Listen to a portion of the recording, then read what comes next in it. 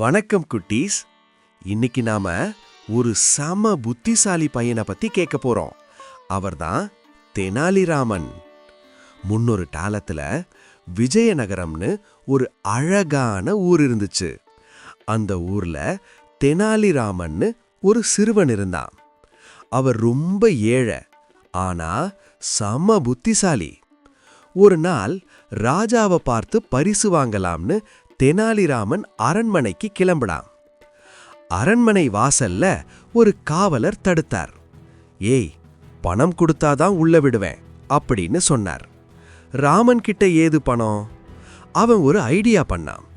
ஐயா, ராஜா எனக்கு தரும் பரிசுல பாதிய உங்களுக்கு தந்துடுறேன் அப்படின்னா. அந்த பேராசைக்கார காவலரும் சரி உள்ள போ அப்படின்னு சொல்லிட்டார். அடுத்த வாசல்ல இருந்த இன்னொரு காவலரும் அதே மாதிரி வழிமறிச்சார். ராமன் அவர்கிட்டையும் மிச்சமிருக்கிற பாதியையும் உங்களுக்கே தந்துடுறேன்னு சொல்லிட்டு உள்ள போனான். சபையில தெனாலிராமன் தன் பேச்சால ராஜாவை ரொம்பவும் அசத்திட்டான்.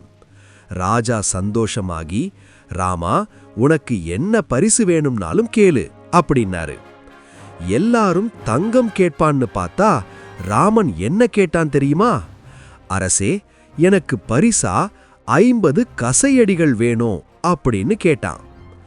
ராஜாவே அதிர்ச்சியாயிட்டாரு. ஆனா ராமன் பிடிவாதமா கேட்டதால ராஜா சரின்னு சொல்லிட்டார். வீரன் ஒருத்த அடிக்க வந்தப்போ ராமன் தடுத்தான். அரசே, நில்லுங்க, இந்த பரிசை பகிர்ந்துக்க என் நண்பர்கள் 2 பேரு வெளியே காத்துட்டு இருக்காங்க அப்படின்னு சொல்லி அந்த 2 காவலர்களையும் உள்ள கூப்பிட்டான்.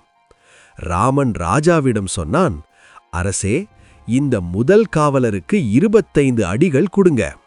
2வது காவலருக்கு மிச்சம் இருக்கிற 25 அடிகளை கொடுங்க. இதுதான் நான் அவங்களுக்கு கொடுத்த வாக்கு. உண்மைய தெரிஞ்சுக்கிட்ட ராஜா பயங்கரமா சிரிச்சாரு. பேராசைப்பட்ட காவலர்களுக்கு தண்டனை கிடைச்சது.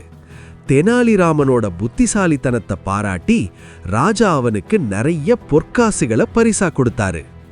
அடுத்த முறை இதே மாதிரி வேறொரு கதையில சந்திக்கலாம். டாடா குட்டீஸ்.